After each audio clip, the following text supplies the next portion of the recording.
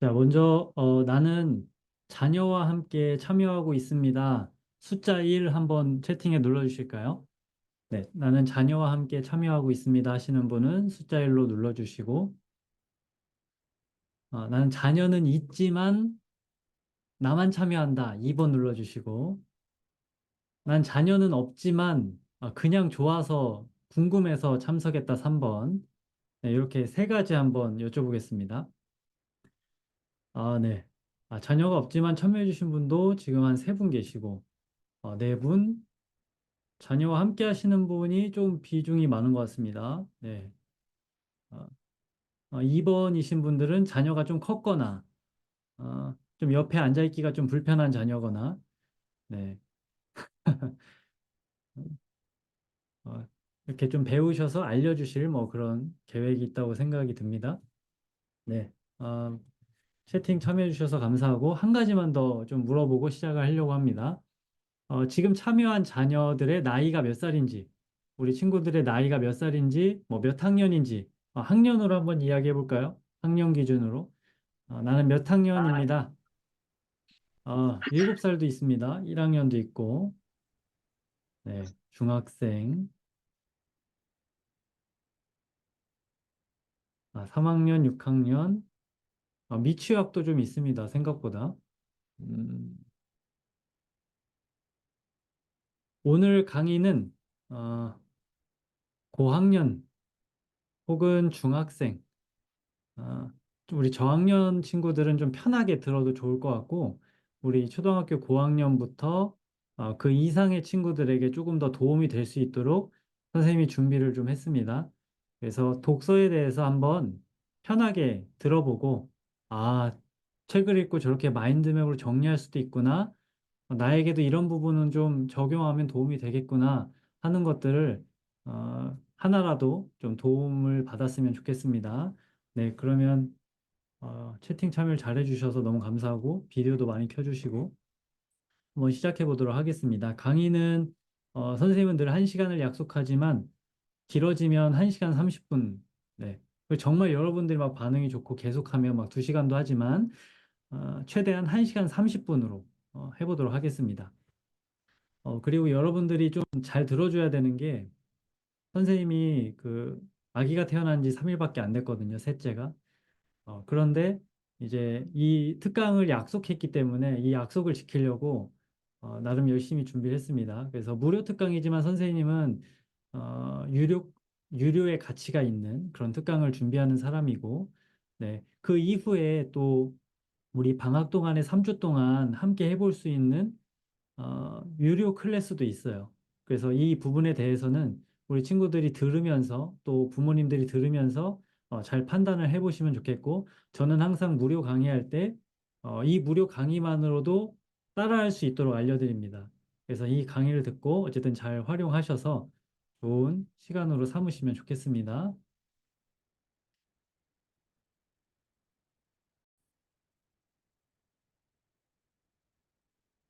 네. 축하해 주셔서 감사합니다. 그리고 이제 강의 듣다가 궁금한 점이 있으시면 우리 줌 채팅으로 입력해 주시면 돼요. 오디오 켜고 말하는 시간은 제가 주지 않을 거예요. 갑자기 오디오 켜고 말하면 안 돼요. 해보겠습니다. 네. 제 목소리가 좀 잘 전달이 되는지 10점 만점에 지금 몇 점 정도로 제 목소리가 좋은지 잘 전달이 되는지 한번 체크해 줄까요? 지금 목소리가 잘 들려야 됩니다. 지금 이렇게 십 치고 있는 분들은 목소리가 잘 들리는 분들이고 귀가 좋은 사람들이에요. 귀가 잘 안 들리는 사람들은 네. 어쨌든 우리가 전체적으로 다 10점이 많기 때문에 제 문제는 아니에요. 이제 영민님 같은 경우는 본인 스피커를 점검을 해주셔야 됩니다. 네, 이제 해보겠습니다. 선생님을 간단하게 소개를 해볼게요. 선생님은 그 크리에이터라는 직업 들어봤어요? 네. 그런 크리에이터라고 생각하면 좋아요. 그래서 독서라는 주제 가지고 콘텐츠를 만들어서 사람들에게 독서를 더 잘할 수 있는 그런 콘텐츠를 만드는 사람입니다. 그래서 콘텐츠 크리에이터가 저런 사람이구나. 그런 좋은 경험이 되면 좋겠네요. 그래서 블로그도 하고 있고 인스타그램과 유튜브 채널을 운영하고 있습니다. 네. 이렇게 한번 기회가 되면 한 번씩 찾아봐 주면 좋겠습니다. 그래서 독서를 가지고 사람들에게 문제 해결을 돕는 일을 해요. 음. 그리고 네. 뭐 이제 독서를 더 잘하고 싶은 분들이 함께 할 수 있도록 이런 다양한 프로그램들을 하고 있고 지금 선생님이 설명할 거는 어, 독서 마인드맵입니다. 네. 그리고 이제 제가 강의를 하지만 부모님들에게 좀 하는 메시지를 중심으로 제가 강의를 준비했어요. 그래서 아이들은 이제 잘 본인에게 필요한 걸 잘 들어주면 좋겠고 어쨌든 전 부모님을 향한 메시지를 중심으로 이 강의를 준비를 했으니까요. 그렇게 좀 함께 해주시면 좋을 것 같습니다. 그리고 지금 이제 카메라 켜셔서 단톡방을 입장을 해주시면 제가 여기에 이제 강의 중에 주고받는 자료를 여기에서 소통을 좀 하려고 합니다. 그래서 여기 지금 보이는 화면을 카메라 켜시면 단톡방에 입장을 할 수 있을 거예요. QR코드로 입장할 수 있는 단톡방 코드입니다. 네, 맞아요. 여기 지금 정민홍님, 박지혜님, 정수아님, 또 스마일님 입장을 하고 있습니다. 이원선, 차주은, 강은진, 혜윤, 이숙종님, 네, 계속 들어오고 있죠.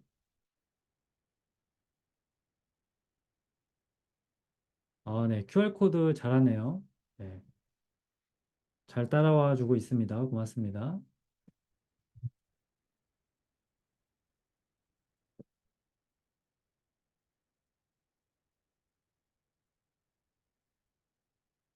자, 이제 10초만 기다렸다가 다음으로 넘어가 보려고 합니다. 네, QR코드 여기 카메라에 대고서 링크를 누르면 이 톡방에 들어와 줄 겁니다. 그리고 이 톡방은 앞으로 필요한 부모님들 대상으로 좀 활용을 해볼까 생각을, 네. 링크가 또 필요하신 분이 있겠네요. 핸드폰으로 보고 있는 분들. 네. 좋습니다. 제가 줌 채팅창에도 지금 링크를 드렸으니까 여기로 또 들어와 주시면 됩니다. 네. 이렇게 바로바로 말씀해 주시면 제가 대응을 하겠습니다. 네. 이제 가보겠습니다.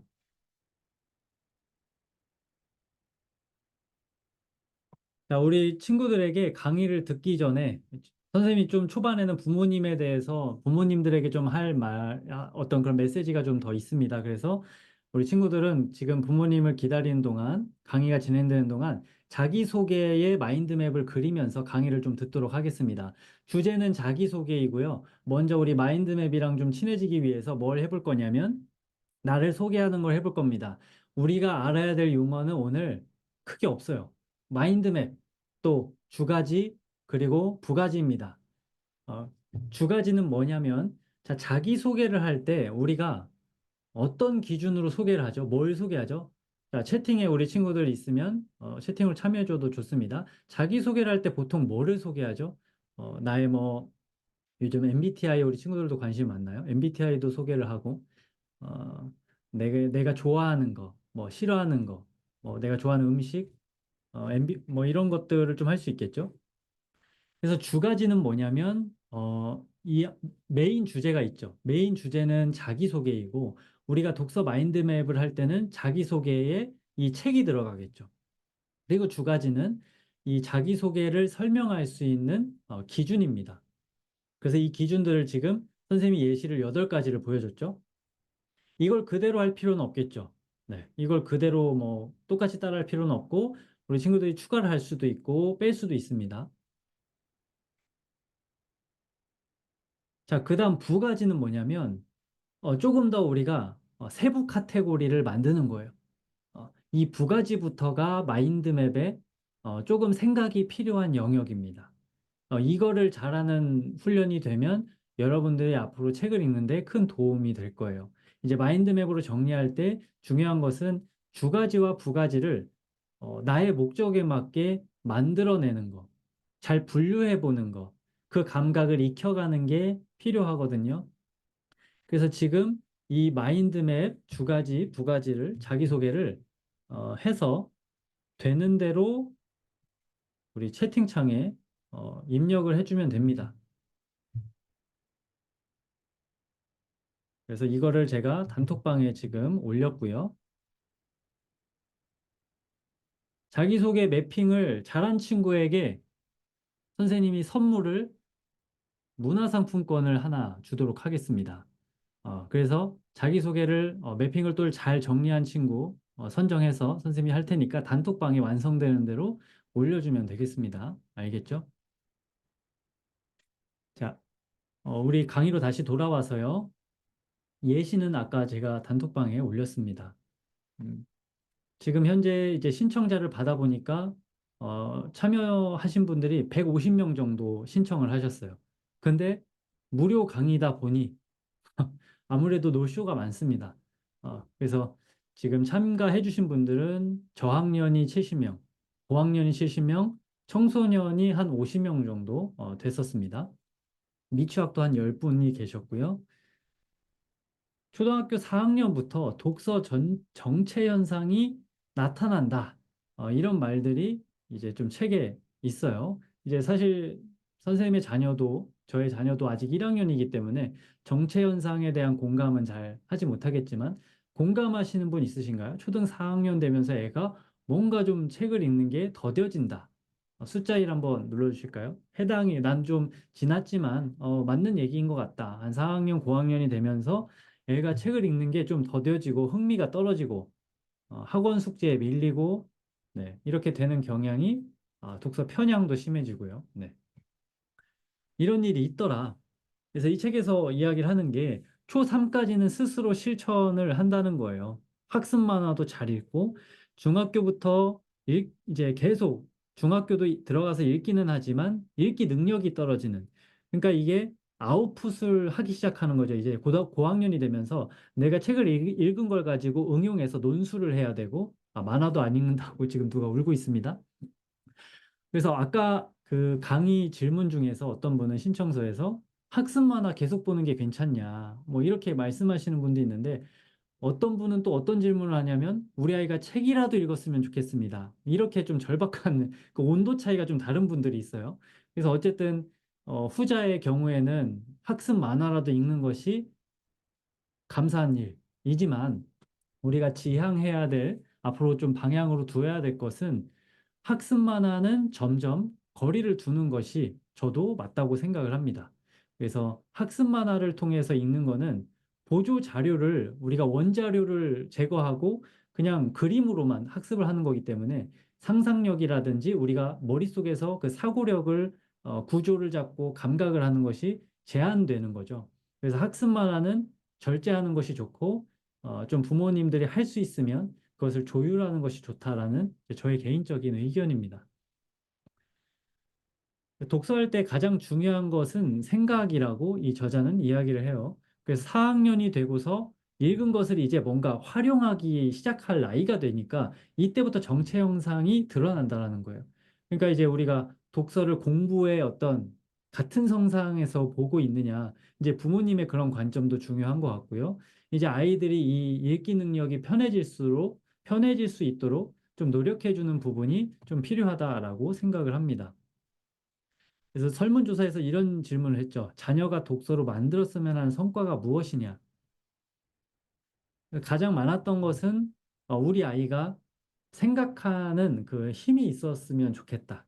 그래서 자기 스스로 이 책의 목적을 잘 파악해서 그 생각을 또 말과 글로 잘 표현할 수 있으면 좋겠고 자기 주도적으로 쉽게 말해서 그냥 자기가 혼자 알아서 잘 읽었으면 좋겠어. 근데 그렇게 쉬운 게 없죠. 뭐든지. 네. 네, 그러면 참 좋겠는데 학원 보내면 그냥 해결됐으면 좋겠고 학교 가서 했으면 알아서 했으면 좋겠고 도서관에 이렇게 좀 데려다 주면 알아서 자기가 좀 읽었으면 좋겠고 근데 그게 쉽지가 않더라. 현재 자녀의 독서 방해물이 무엇이냐라고 제가 조사를 했을 때 가장 많이 나온 게 뭐였을까요?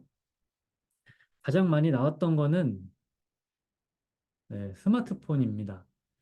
네, 스마트폰 일단 한번 전제를 하나 하고서 가볼게요. 제가 어른 대상으로 독서 코칭도 많이 하고 있는데요. 어른도 이 스마트폰과 독서를 같이 갈 수 없어요. 하물며 우리 아이들이라고 스마트폰에 손에 쥐어 있는데 이 통제력을 갖기가 어려운 도구를 아이가 잡고 있는데 독서 습관을 만들어 주겠다라는 거는 사실 불가능한 일이라고 저는 생각을 합니다.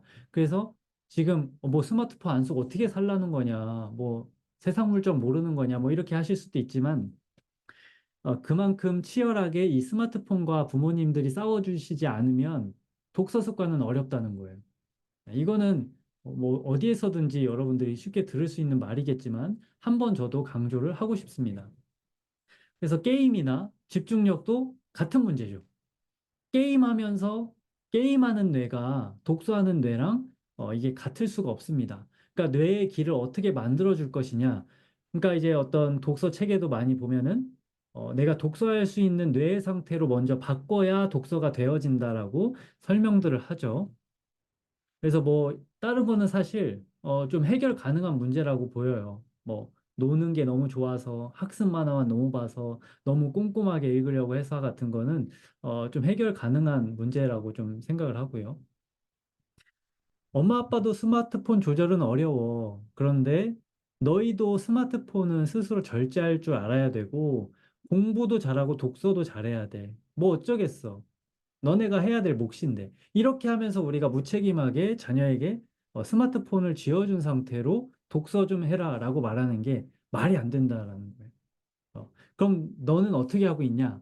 저는 감사하게도 그런 학교 공동체가 있어요. 네, 저는 대안학교를 보내고 있고 20살까지 스마트폰을 허락하지 않는 그 원칙을 이제 지키려고 합니다. 안 쓸 수는 없죠. 안 쓸 수는 없지만 그 시기를 늦춰주는 거. 굳이 그걸 먼저 열어주지 않고 늦춰주는 거는 부모님의 보호이고요. 스마트폰 좀 우리 자녀는 안 쓰고 있습니다. 숫자 1 한번 눌러주실까요? 나는 그래도 아이를 이렇게 보호하고 있다. 혹은 우리 부모님은 나를 굉장히 사랑으로 보호해주고 계시다. 숫자 1 한번 눌러볼까요? 사실 쉽지가 않은 문제죠. 그죠? 굉장히 초반부터 어려운 이야기를 좀 하고서 제가 갑니다. 네. 뭐 어른도 공감하시겠지만 평균 스마트폰을 하다 보면은 네, 시간이 엄청납니다. 순식간에 사라지고요. 네. 생각보다 스마트폰을 안 쓰는 자녀들이 좀 있네요. 음, 네. 아시겠지만 책을 읽을 때 활성화되는 뇌의 부위와 스마트폰을 하는 거, 이 활성화되는 부위가 다르다는 거예요. 그러니까 이제 동물적으로 반응을 하는 거죠. 이제 스마트폰만 계속 하다 보면 너무 쉽게 보상을 얻어요. 근데 어, 인생을 좀 살아본 우리 부모님은 알겠지만 어떤 돈을 버는 일이나 열매를 맺고 어떤 성과를 만드는 게 인생에서 쉽지 않거든요. 오랜 기간 수고하고 반복하고 노력하고 습관을 만들고 아주 인내를 가져야 다 얻을 수 있는 거거든요. 소중한 것들이. 그런데 이 스마트폰은 굉장히 우리에게 쉽게 보상을 해줘요. 그래서 막 조금만 집중하려고 하면 힘들어지고요. 조금만 어려운 문제를 만나면 나 못하겠다. 바로 포기해버리고요. 인생을 살아가는 태도에 아주 큰 영향을 주는 거죠. 집중력은 당연히 낮을 수밖에 없고. 자, 이 정도로 스마트폰 얘기 이 정도로 좀 끊고요. 중요한 건 우리 아이가 독서할 수 있는 모드가 되어 있느냐. 이 부분을 이제 부모님이 만들어줘야 되는 역할이다라고 저는 생각을 합니다. 물론 간혹 가다가 부모님이 책을 강조하지 않는데 책도 안 사주는데 책이 진짜 좋아서 막 이렇게 스스로 읽는 아이들이 있겠죠. 근데 그거는 우리 자녀의 가능성이 굉장히 적을 거다라고 생각합니다. 그만큼 확률이 적다. 제가 부모님들에게 뭐라고 하는 게 아니라 강의에서 묻고 싶은 질문을 막 여러 가지 써주셨는데 이거는 제가 강의 후반부에 끝날 때 여러분들에게 개인적인 질문은 강의 끝날 때 좀 하고요. 우선 주요한 내용들을 좀 진도를 나가보도록 하겠습니다. 어, 독서할 때 빠질 수 있는 함정 중에 5가지가 있는데요. 나는 책을 진짜 많이 읽었어요. 대박이에요. 엄마, 나 이번 주에 책 이만큼 읽었어요. 또 나는 끝까지 읽었어요. 완독했어. 드디어 이 어려운 책을 내가 독파했습니다. 잘 정리했어요. 막 노트 필기, 필사 엄청 잘했어요. 난 빨리 읽어요. 난 책 진짜 빨리 읽어요. 1시간도 안 걸려요. 뭐 장난 아니에요. 속독 완전 뭐 우리 반에서 1등이에요. 이런 거. 나는 책 읽는 사람이에요. 이런 자신감이 있는 건 좋아요. 그런데, 어, 여기에서 이제 조금 더, 우리가 한 가지 더 높은 수준을, 방향을 요구를 한다면, 음, 나의 목적에 맞게 활용할 줄 아는 거예요. 어, 이제 문해력이라는 건 무엇이냐면, 내가 읽은 내용을 나의 목적에 맞게, 나의 필요에 맞게 잘 활용해낼 줄 아는 능력이 이 문해력이라고 합니다. 그럼 본질적으로 중요한 게 뭔지를 파악하는 거예요. 글을 읽는 걸 말하는 게 아니라 이 글에서 말하려고 하는 메시지가 뭔지를 캐치해서 나에게 맞게 이렇게 써봐야겠다. 이 감각을 키워가는 것을 문해력이라고 합니다. 그래서 선생님이 어른들에게 가르치는 그 독서 방법은 무엇이냐면요. 한계를 뛰어넘는 거예요. 어떤 내가 이루고 싶은 목표가 있어. 우리 친구들도 커서 결혼을 해야 되고 취업을 해야 되고 뭐 여러 가지 일을 해야 되잖아요. 이런 그 목표를 향해 갈 때 문제들이 많아요. 일단 뭐 입시에 어떤 그런 우리 문제가 있고요. 또 우리 친구들의 관계 문제도 있고 또 어떤 감정적인 어려움이 있을 때도 있고요. 몸이 아플 수도 있고요. 이런 문제들을 뛰어넘게 하는 것이 선생님은 독서라고 생각을 합니다. 그래서 여러분들이 어떤 어려움을 만났을 때 이 책을 통해서 한계를 뛰어보는 경험을 해봤으면 좋겠고, 선생님은 그래서 생존 독서라는 그 좀 책 이름은 아직 정해지지 않았지만 생존 독서라는 그 이름을 가지고 책을 쓰고 있습니다. 어, 그래서 많은 문제들을 해결을 했고 콘텐츠 크리에이터라는 직업을 가지고 이렇게 일도 하고 있고요. 어, 그래요. 네. 자, 지난번 강의할 때 어떤 초등학생이 후기를 남겨줬는데, 이 말을 이야기를 해주더라고요. 자기도, 좀 자신감이 없었던 것 같다고. 자기도 이런, 성공을 좀 하고 싶다. 이런 이야기를 우리 초등학생들도 이 자기계발서에 공감을 많이 해주더라고요. 그래서 제가 다시 한번 가져와 봤습니다. 그래서 내가 좀 공부를 하기 싫어하고 무기력하다. 그런 친구가 있다면, 나는 사실 그런 게 아니다. 그런 게 아니고, 실패를 두려워하는 그런 두려움 때문일 수 있다. 나의 무기력함이. 그렇게 한번 생각을 해봐도 좋을 것 같아요. 그래서 여러분도 그 책을 읽고 변화에 대한 기대감을 가지고 책을 읽어봤으면 좋겠습니다. 내가 책을 읽고 하다 보면 생각하는 힘도 길러지고 문제도 해결하고 공부도 잘하고 입시도 잘하고 그렇게 성공적인 삶을 나도 살 수 있을 것이다. 이 기대감을 여러분도 책을 통해서 좀 가져봤으면 좋겠습니다. 자, 매월 평균 100명 이상의 성인을 대상으로 이제 독서 코칭을 하면서 깨달은 것이 있습니다. 그게 무엇이냐면 어른이 되어서 독서를 습관으로 만드는 일은 생각보다 어렵다. 이거 공감하시는 분 숫자 1 한번 눌러주시죠.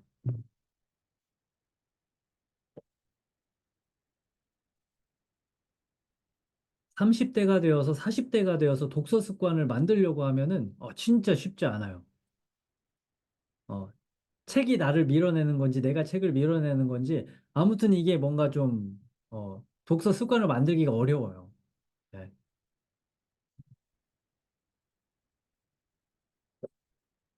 그래서 어릴 때부터 책을 읽는 게 너무 중요한 것 같아요. 그래서 저도 이제 초등학교 1학년 5살 3일 된 이렇게 3명의 자녀가 있는데 어쨌든 어렸을 때부터 좀 잘 시키려고 노력을 하고 있습니다.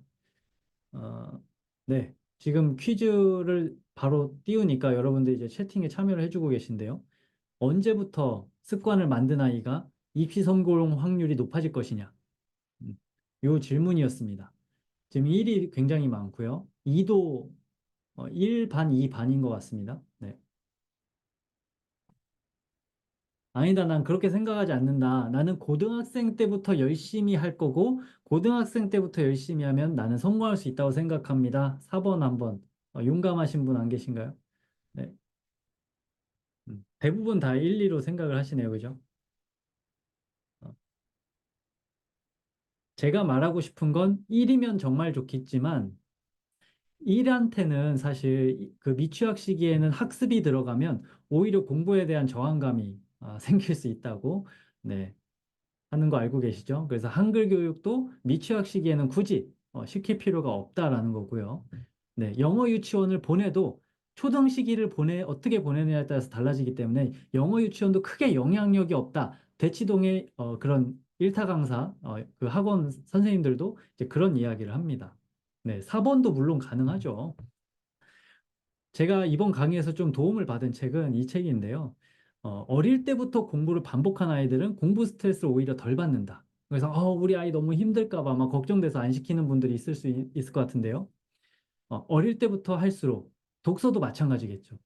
독서가 스트레스가 아니래. 어른들은 지금 독서하려고 막 인상 쓰면서 하거든요. 막 돈 내면서 어른들은 독서해요. 네. 그렇단 말이죠. 우리 친구들은 자기 스스로 주도적으로 하려면 초등학생 시기가 굉장히 중요하다. 그래서 아까 선생님이 말하고 싶었던 여기에 답은 초등학생 시기가 굉장히 중요하다라는 거죠. 네, 그래서 이 매핑은 제가 얼마 전에 공유를 했었는데요. 공부를 해도 성적이 오르지 않는 이유가 있대요. 첫 번째는 공부는 하지만 집중을 못해. 두 번째는 열심히 하는데 방법이 잘못됐어. 세 번째는 성적 오르는 게 너무 천천히 아주 느려. 이런 경우가 있다라는 거예요. 그래서 이런 경우에는 집중력을 길러야 되고 독서에 이제 해당을 해서 우리가 한번 적용을 해봤을 때 독서는 하지만 집중이 안 돼. 애가 책은 읽고 있지만 집중을 못하고 있다라면 집중력에 길러줄 수 있는 아까 이야기한 그 스마트폰에 대한 이슈가 좀 해결이 되어야 되는 부분이 있고요. 독서 방법이 잘못되었을 때는 활용 능력을 좀 바꿔주는 거. 독서에도 아웃풋이 오래 걸리는 경우에는 이제 글쓰기 훈련이 좀 필요하다. 그러면 이제 제가 이런 이야기를 좀 한번 해볼게요. 매핑을 이야기하기 전에 독서 후 글쓰기까지 해야 되는 이유가 있습니다. 제가 어른들을 대상으로 할 때는 한 권의 독서가 세 가지 과정으로 끝마쳐야 됩니다. 읽고, 정리하고, 글 쓰는 것까지. 이것이 이제 한 권의 독서가 마치는 독서의 한 세트예요. 다시 얘기하면 책을 읽고요. 두 번째는 정리를 하고요. 세 번째는 글까지 써야 그 책을 읽었다라고 우리가 이야기를 할 수 있으면 좋을 것 같습니다. 이렇게 좀 설명을 해볼게요.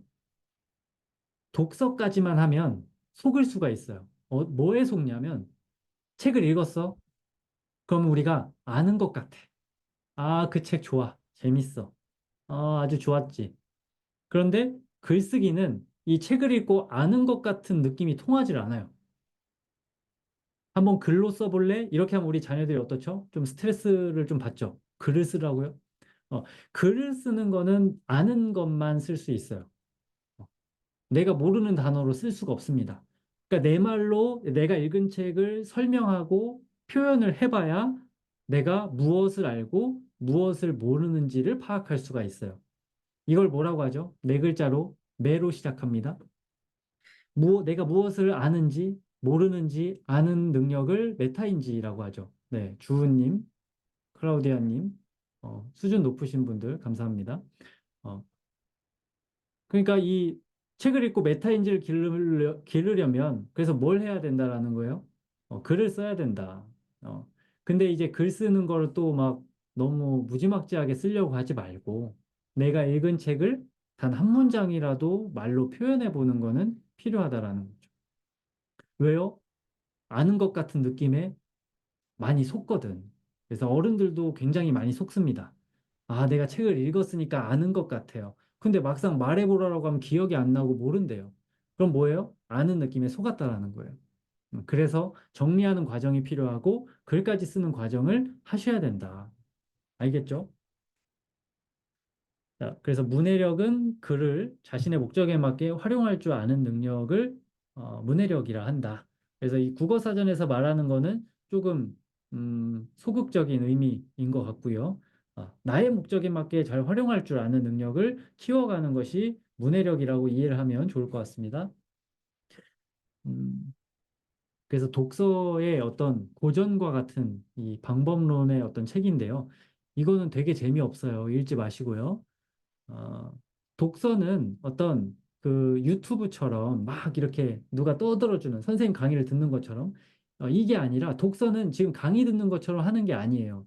독서의 학습은 독특함이 있는데 뭐냐면 내가 이 책을 읽으면서 발견을 해내야 하는 행위예요. 그래서 에너지가 유튜브 들을 때가 많이 들을까요? 독서할 때 에너지가 많이 들을까요? 당연히 독서할 때 에너지가 많이 듭니다. 네. 그래서 독서는 내가 스스로 발견해내는 과정입니다. 그래서 생각하는 힘을 요구하고 이게 스마트폰에 길들여지면 이 집중력이 오래 갈 수가 없는 거예요. 맞아요. 그래서 독서를 많이 하면 배가 고파요. 그래서 하루에 한 권 읽잖아요. 선생님이 그 5kg 빠졌어요. 하루에 한 권을 막 읽으면서 근데 선생님은 제일 많이 나갈 때가 60kg 정도거든요. 선생님 빠지면 안 되는 사람이에요. 근데 나 살 빼고 싶다 하는 친구들은 독서 진짜 열심히 한번 해보세요. 하루에 한 권씩. 하루에 한 권씩 독서하고 마인드맵 정리하고 글까지 써봐. 그렇게 하고서 엄마한테 매일매일 인증해 보세요. 그럼 우리 어머니들이 용돈을 좀 주셔야 됩니다. 너무 잘했다고. 또 근데 그거 가지고 또 사 먹으면 안 되고. 자, 이제 두 번째 파트 가보겠습니다. 첫 번째, 우리가 지금까지 이야기 나눴던 거는 10대 독서력을 키워야 되는 이유에 대해서 좀 이야기를 간단하게 좀 해봤고요. 2번도 조금 더 가볍게 하고 이제 매핑으로 가보려고 합니다. 그럼 부모가 해야 될 게 무엇인지에 대해서 좀 설명을 해볼게요. 자, 처음 아기가 태어난 하루가 된 아이를 보면서, 어떤 생각을 좀 할까요? 아, 너는 무조건 너 진짜 공부 빡시게 할 생각해라. 인생 호락호락하지 않아. 너 그렇게 막 넌 지금 잠이 오지? 막 하면서 이런 부모가 있냐라는 거지. 처음에 부모가 볼 때는 그냥 보는 것만으로도 이게 감탄이 돼요. 경이롭고 어떻게 이런 생명이 뱃속에서 나오지? 막 이런 생각이 들어요. 근데 이제 점점 아이가 크면서 부모님이 아이를 바라보는 눈빛에 인상이 조금 이제 들어가기 시작하죠. 이제 고등학생이 됐어. 이제 놀 만큼 놀았으니까 너 이제 공부에만 매진해야지. 뭐 갑자기 모드가 바뀌는 거야. 엄마가 이제 고등학생 되니까 굉장히 무서운 엄마가 돼. 막 이렇게 엄마였다 갑자기 선생님으로 조교로 막 이렇게 바뀌어가지고 말이죠. 뭘 말하려고 하는 거냐면 부모님이 아이에게 좀 심어주려고 하는 그 공부에 대한 기조가 일관성이 있어야 된다. 요거에 대한 이야기를 해보려고 합니다. 어, 공부에 대한 기조를 이제 집안의 어떤 공부 분위기다. 뭐 이렇게 생각하시면 좋을 것 같아요. 이게 일관성이 유지가 되어야 아이들이 해나간다라는 거예요. 그러니까 이걸 독서로 적용해도 똑같겠죠. 책 뭐 이렇게 네가 읽고 싶은 때만 읽어 이러다가 갑자기 책 안 읽냐? 어? 야, 책 안 읽냐? 막 이렇게 들어가기 시작하면 우리 애들이 독서를 더 멀리하기 시작하는 거죠. 그래서 공부와 기조의 방향은 늦어도 초등학교 입학 전에 결정이 돼야 된다. 이렇게 이야기를 하는 거죠. 음, 그래서 우리나라 입시 성공 여부가 초중등 시기에 결정이 된다면 중학생 때까지 학업에 대한 결정을 하는 부분은 사실 아이보다는 부모님이 다 주도를 하고 있습니다. 그렇기 때문에 부모에게 입시 성패가 달렸고요. 그러면은 지금 공부 강의가 아니죠. 독서도 마찬가지겠죠. 독서도 아이의 독서 독립, 문해력도 부모의 영향이 굉장히 크다. 우리 아이가 문제가 그렇게 보기에는 좀 무리가 있다라는 거죠. 그래서 대치동 부모가 하지 않는 것 세 가지가 있다고 합니다.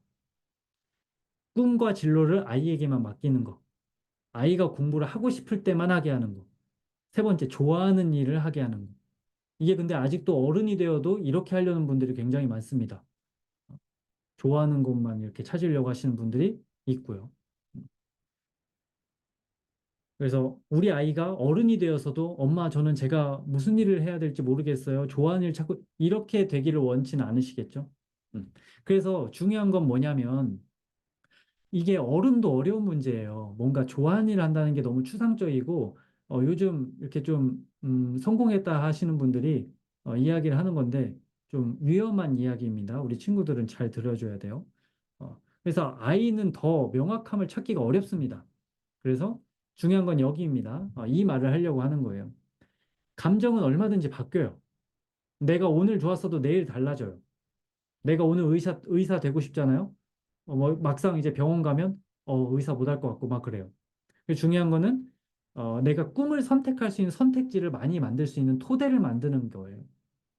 그러니까 선택지를 많이 할 수 있도록 지금 할 수 있는 건 뭐예요? 초등학교, 중학교 시기에는 공부, 독서, 요거입니다. 근데 공부의 토대를 만드는 것은 독서다. 이렇게 이야기를 합니다. 그래서 여러분들이 책을 많이 읽으면 공부 속도에 대한 엔진이 생긴다라고 생각하면 돼요. 어, 근데 독서를 안 해? 그러니까, 네. 공부의 어떤 처리 속도가 쉽지 않은 거지. 그러니까 내가 터보 엔진을 가지고 독서를 할 것이냐, 공부를 할 것이냐. 그래서 그만큼 독서는 공부에 대한 기반을 만들고 독서만 잘해도 여러분들이 인생에 선택하는 폭이 굉장히 넓어진다라는 거예요. 네. 그래서 우리 아이 독서 습관을 위해서 부모가 해야 될 일은 정리하면 이겁니다. 매일 독서하는 게 당연한 집안 문화를 부모님이 만들어 주셔야 된다.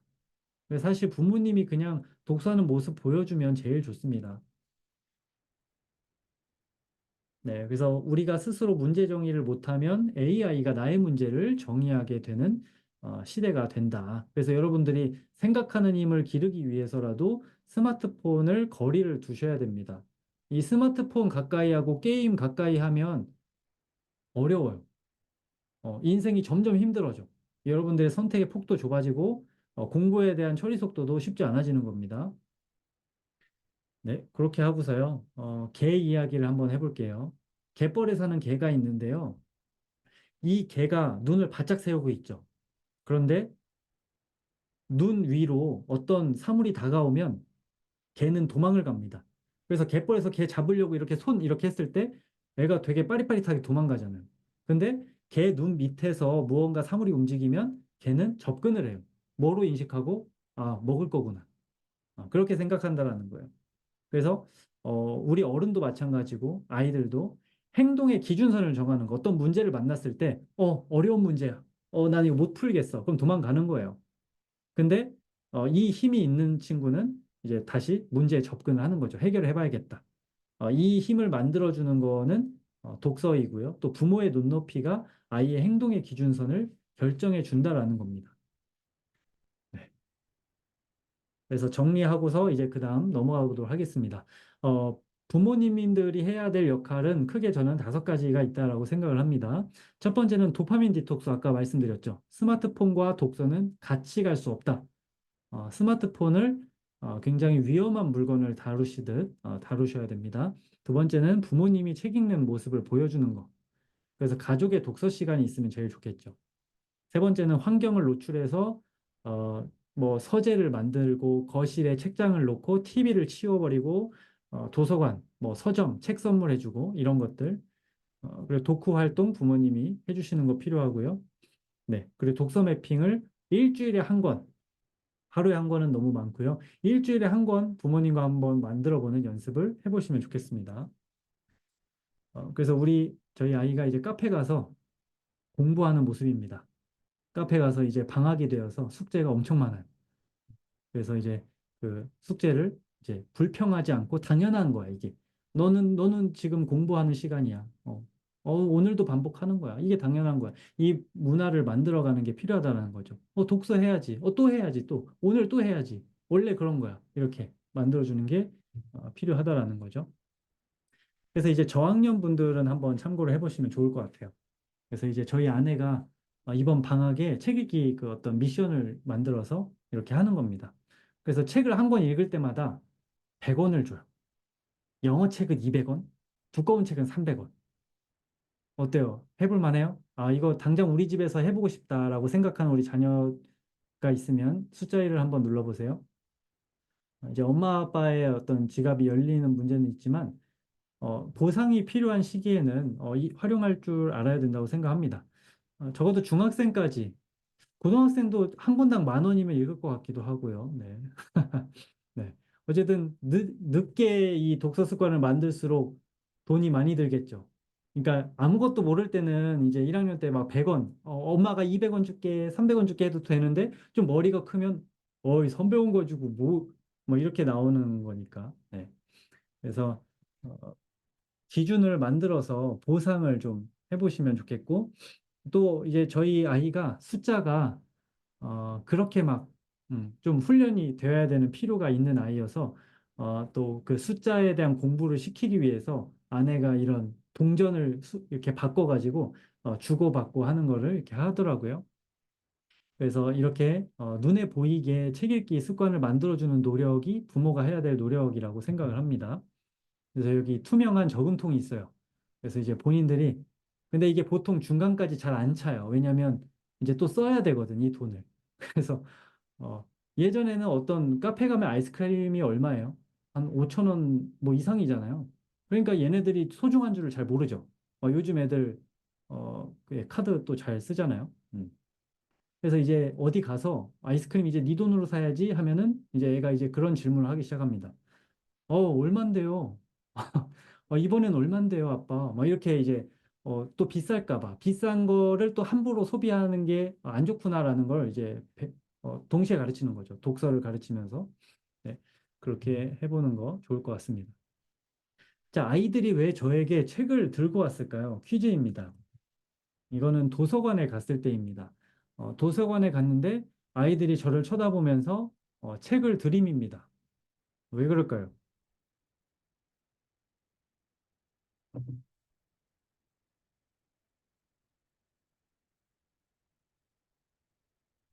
네, 정답은 이 책을 읽어도 되는지입니다. 그래서 책을 물론 아이들이 처음에 1차적으로 골라서 오죠. 골라서 오고 본인들의 성공 실패 경험이 필요합니다. 그런데 이제 제가 보는 포인트는 보면 안 좋을 책은 제가 걸러주는 거예요. 그러니까 봐도 상관없는 거는 너희들이 마음껏 골라도 되는데 너희들이 지금 배울 필요가 없는 거라든지 어떤 가치관이 저희 가정이랑 맞지 않는 거라든지 뭐 알라딘 책을 가져온 알라딘이 아니고 뭐죠 그거?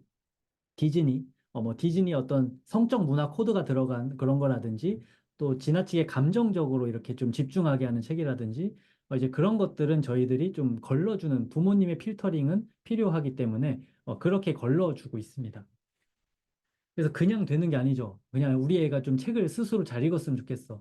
자기 주도적으로 했으면 좋겠어 하면서 뭐 밥 먹고 어디 고를 때는 너 뭐 먹을래? 안 돼, 그거 몸에 안 좋아. 이거 먹어. 막 이렇게 하면서 이제 책 읽을 때는 자기 주도적이었으면 좋겠고 다른 때는 이제 자기 주도적인 어떤 선택지를 안 주고 이런 부분도 또 한번 생각해 볼 문제라고 생각을 합니다. 그래서 이제 저희들은 도서관에서 책을 아이가 직접 고르게 하고 또 고른 책은 이제 한 카트에 가득 담아서 이렇게 왔다 갔다 하고 있습니다. 그래서 어렸을 때는 전집을 많이 샀었는데 그것만큼 손해보는 일이 없더라고요. 그걸 꼭 다 읽게 할 필요도 없는 거고 전집이 다 좋은 책이 아니죠. 그래서 이제는 이제 저희들이 도서관에서 좀 계속 왔다 갔다 하면서 저희도 문화를 만들어 가고 있고요. 지금 자기소개 올라왔나요? 아직 자기소개 아무도 안 올라왔네요. 문화상품권 선물 준다고 했는데, 네. 여기 이제 단톡방에는, 좀, 나 혼자서 우리 집 독서 기조를 만들어가기 어렵다. 이런 분들에게 좀 학부모가 함께 질문하고 유대할 수 있는 커뮤니티를 좀 두려고 합니다. 그래서 좀, 참고하시면 좋을 것 같고요. 지금, 네, 자기소개, 지금 나왔습니다. 뭐, 이렇게 화려한 우리 작품이 하나 나왔는데요. 자, 우리 친구들 분발해서 이 친구보다 잘하려면 내가 그림이라도 좀 그려야겠다. 한번 뭐 이렇게 조금 더 자기소개를 업그레이드해서 한번 올려주시기 바랍니다. 굉장히 잘하고 있죠? 네, 요건 이따가 좀 하도록 하고요. 자, 이제 그 3번, 4번을 합쳐서 그냥 얘기하려고 해요. 이제 매핑 이야기 해보도록 하겠습니다. 이제 강의 이야기를 한 45분 정도, 좀 독서에 대한 중요성, 그리고, 어, 부모님의 역할이 얼마나 중요하고 무엇을 해야 되는지에 대해서 좀 제가 굵직하게 이야기를 해봤고요.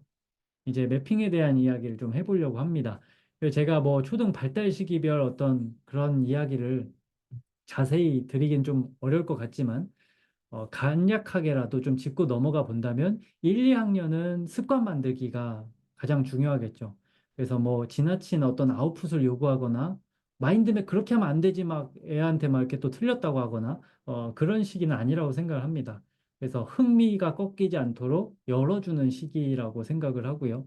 3, 4학년은 이제 좀 다양한 책 읽기 또 스스로 이제 독립해서 책을 읽을 수 있는 시기가 되었기 때문에 이제 서서히 어떤 비판적 사고도 발달하고 조금씩 분야를 확장해서 읽는 시기라고 생각을 합니다. 이제 5, 6학년이 되면 중학교 전에 비판적 사고 늘리기 위해서 뭐 주장하는 글쓰기도 쓰고 어떤 본인에 맞는 아웃풋을 잘 해내가야 되는 시기. 그래서 이 시기는 또 이제 거의 중학생에 준하는 사고력을 또 요구하는 중요한 시기가 또 4학년부터라고 생각을 합니다. 네, 중학생, 고등학생은 이제 또 공부하기도 벅차고 학원도 다녀야 되고 어려움이 많을 거라 생각을 하는데요. 요 표는 제가 따로 또 공유를 해드릴게요. 너무 열심히 적지 마시고 요거는 제가 좀 여러 가지 자료들을 보다가 다 너무 자기 주관적인 이야기들이 너무 많아가지고 챗 GPT한테 제가 좀 질문을 몇 가지 믹스해서 좀 만든 표입니다. 그래서 요건 제가 공유를 따로 해드리도록 하고 속독에 대해서 물어본 도 꽤 많았어요. 근데 이 공부머리 독서법에서는 이 속독에 대해서 어떻게 이야기하냐면 소리 내서 읽는 속도보다 눈으로 읽는 속도가 빠르면 안 된다. 그게 좋은 독서가 아니라는 거예요. 그러니까 이제 천천히 책을 그러니까 읽기만 하는 것이 아니라 거기에서 무엇을 중요하게 말하는지를 내가 나의 목적에 맞게 활용을 해내야 되기 때문에 깊이 있게 읽는 독서일수록 속도가 빨라서 좋을 것이 없다.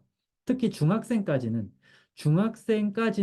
읽는 소리 내서 읽는 속도보다 읽는 속도가 빠른 것은 좋지 않다. 그러나 이제 중학생 이후에 분들은 읽는 속도가 빨라도 괜찮다라는 거죠. 그래서 중학교 이전까지는 지나치게 빨리 읽는 것이 좋지는 않다. 그렇게 생각을 하면 좋을 것 같습니다.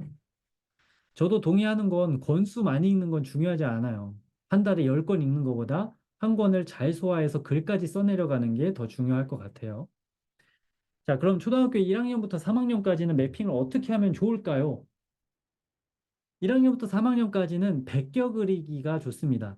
그러니까 이게 생각으로 구조를 잡고 분류하고 키워드를 잡는 것이 굉장히 어려운 나이이기 때문에 그래서 저도 그 지금 제가 보내고 있는 대안학교 우리 선생님들한테 조언을 다 구했습니다. 제가 커피를 선뇌물 후 질문으로 커피를 선물을 드리면서 독서 매핑 제가 강의하려고 하는데 무슨 책이 좋을까요? 몇 학년부터 하는 게 좋을까요?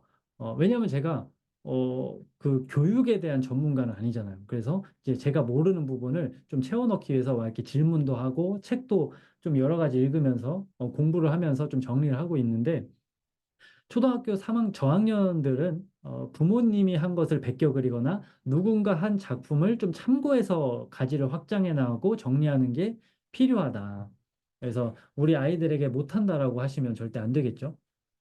먼저 마인드맵과 좀 친해지게 하는 게 좀 필요할 것 같아요. 그래서 저희 아이에게는 이제 제가 마인드맵 하는 모습을 많이 보여주기 때문에 아빠랑 마인드맵 하는 거를 어, 즐거워해요. 그래서 좀 이상한 눈으로 이렇게 쳐다보시는 것 같은데, 이제 저는 아이에게 책을 읽고서 마인드맵을 같이 하는 게 어떤 놀이, 그리고 아빠가 시간을 내서 우리와 마인드맵을 해주는구나. 이제 이런 분위기가 좀 엄마의 그런 노력도 좀 필요했던 것 같고요. 그래서 하고 싶게끔 만드는 이제 여우 같은 부모님의 노력이 사실 필요하죠. 야, 책 안 읽어! 막 이렇게 하면은 애들이 책을 점점 멀리하게 되겠죠. 네. 그래서 책을, 뭐, 이렇게 책을 못 읽게 만드는 게 마치 버린 것처럼 이제 그런 문화까지 좀 목표로 하시면 어떨까? 너 그렇게 자꾸, 엄마 말 안 들으면 너 책 못 읽게 한다. 막 이렇게 해서, 엄마 제발 책을 읽게 해주세요. 막 이런 문화가 좀 될 수 있도록 만들어 보시면 어떨까 싶습니다. 그래서 성경에 대한 질문도 좀 있었는데요. 이제 자녀들이 이 스스로 구조를 잡고 어떻게 분류를 해야 될지를 모르기 때문에 이제 아빠인 제가 옆에서 같이 그려주는 거예요. 그러니까 한 발 앞서서 가지를 잡고서 그려주는 게 필요하다라는 거예요. 그러니까 초등학교 저학년 부모님들은 어떻게 하시면 좋냐면 아이가 읽는 책을 함께 읽어야 됩니다. 그래서 아이가 그 스스로 이 분류를 어떻게 할지를 끄집어낼 때까지 유도 질문을 해줘야 돼요. 이제 그거에 대한 내용을 좀 뒤에서 설명을 할 텐데, 제가 이렇게 그림을 그려주면서 했을 때, 아이가 그걸 참고해서 따라 그리면서 이게 점점 익숙해져요. 처음에는 이, 그 개념 두 가지를 잡을 때 어떻게 해야 될지 질문하니까 얘가 너무 어려워하는 거예요. 근데 이렇게 제가 좀 베껴 따라서 하고 함께 몇 번을 해보니까 이제 질문을 하면 얘 입에서 두 가지 그 분류 키워드가 나옵니다. 그러니까 초등학교 1학년도 나와요. 그래서 음, 거의 글씨가 없죠. 그래서 그냥 그림으로 마인드맵을 하는 것도 너무 좋습니다. 등장인물 캐릭터 얼굴만 그려도 좋고요. 그렇게 참고를 해보시면 좋을 것 같고요. 어린 왕자인데 어떤 게 아빠가 하고 어떤 게 딸이 한 건지 잘 모르겠죠. 그래서 제가 텍스트 자막을 넣었고요. 제가 이제 왼쪽에 하면서 그 그림을 간략하게 보여주니까 이제 그대로 거의 따라하죠. 우리 딸이 그대로 거의 따라하지만 처음에는 따라하는 모방으로부터 네, 베껴 쓰는 거 이렇게 해주시면 더 좋습니다. 그래서 어린 왕자에 등장하는 이제 동화책 같은 경우에는 등장 캐릭터들이 있죠. 등장 캐릭터들이 있고 그 캐릭터들의 특징, 성격이 있습니다. 이제 그런 것들이 두 가지가 되겠죠. 그래서 어떤 여기에서 말하려고 하는 뭐 주제가 무엇인지 이런 생각이 깊은 문제는 좀 어렵기 때문에 그냥 등장인물 사건. 그러니까 이제 소설의 구성 3요소가 배경, 등장인물, 사건이잖아요. 그러니까 어, 등장인물이랑 사건 중심으로 동화책을 분류해 보는 거.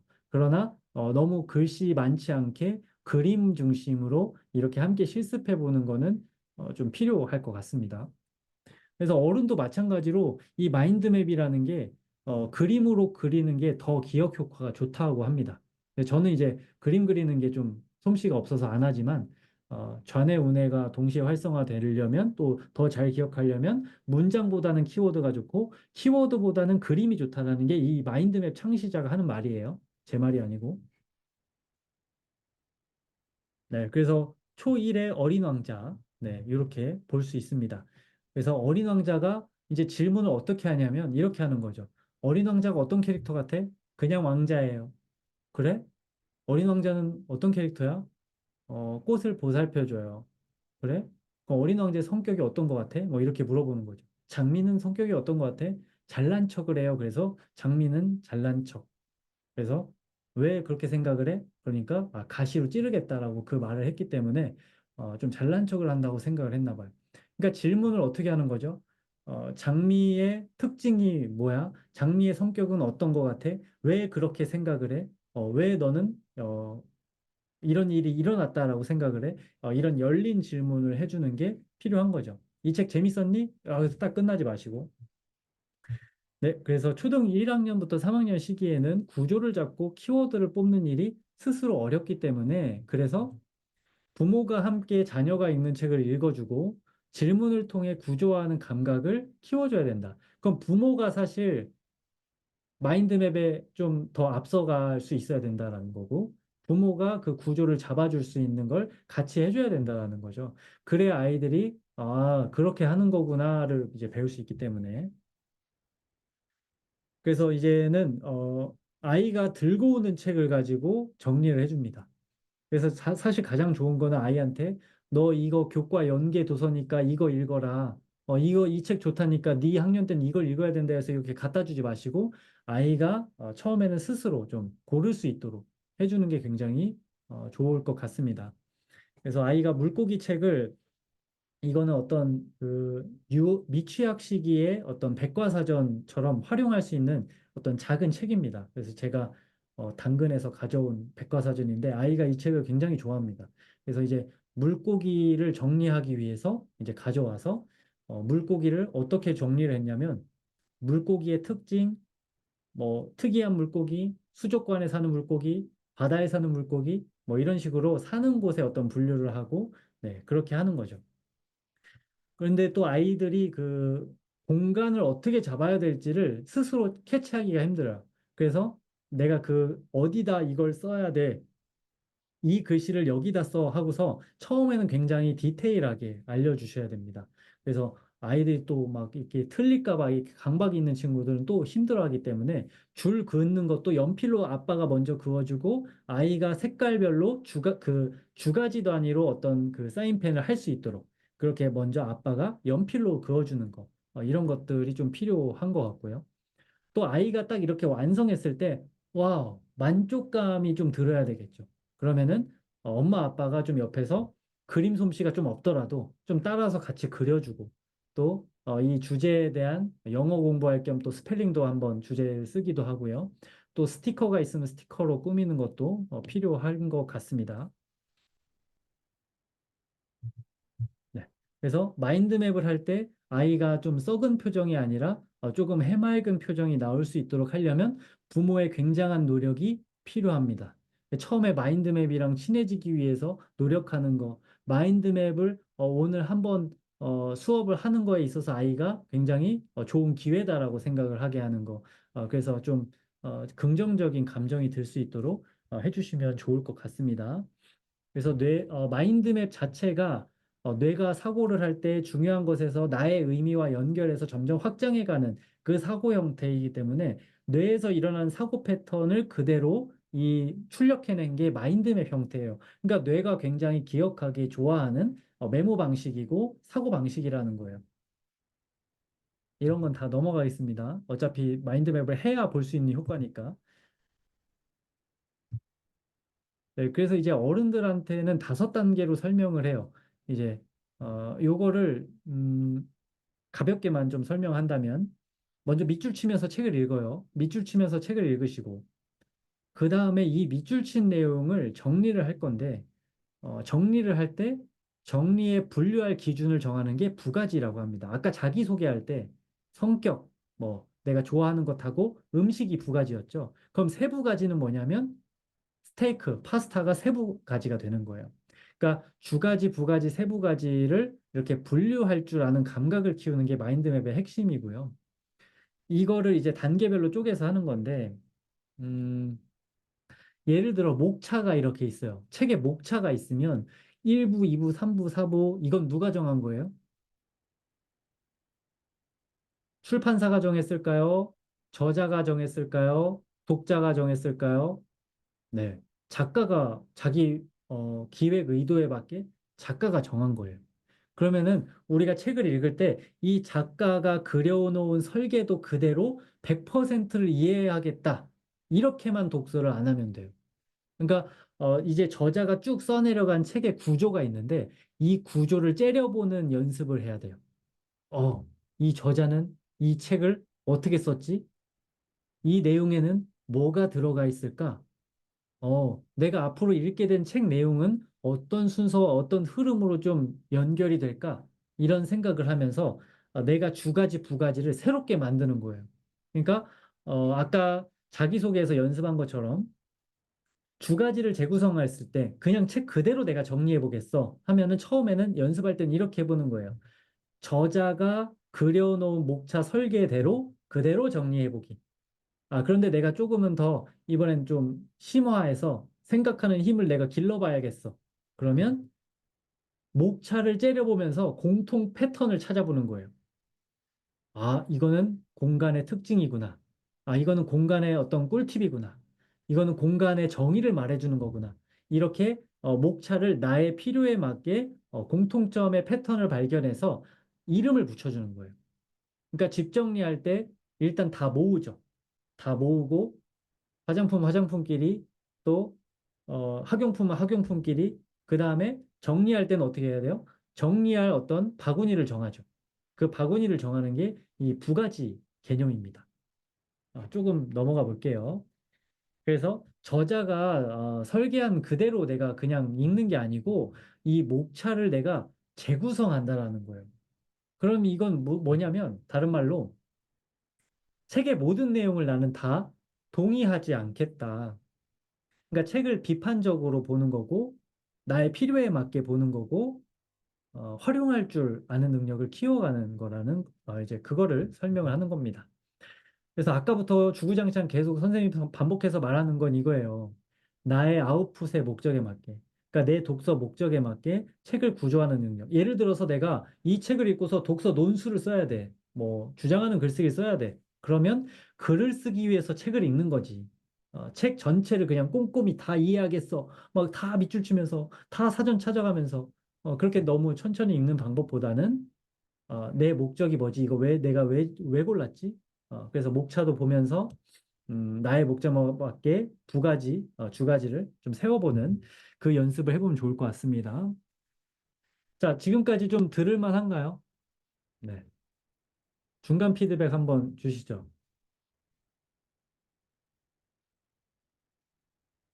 이제 벌써 1시간 했습니다.